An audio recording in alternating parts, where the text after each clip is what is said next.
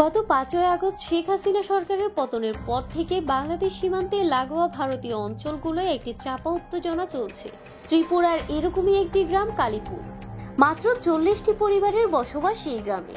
কাঁটাতারের বেড়ার গায়ে সেখানকার মানুষ তাদের রোজকার পরনে জামা কাপড় শুকোতে দেয়। তবে সেখানকার নিত্যদিনকার দৃশ্যই ৫ই আগস্টের পর কিছুটা পাল্টে গেছে।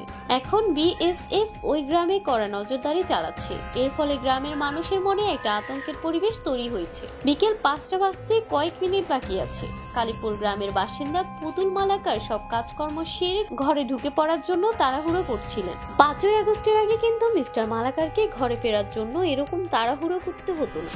তিনি বলেছিলেন, সীমান্ত এলাকায় আমাদের এমনিতেই নানা সমস্যার মধ্যে বসবাস করতে হয়, আর এখন তো সেটা আরো বেড়েছে।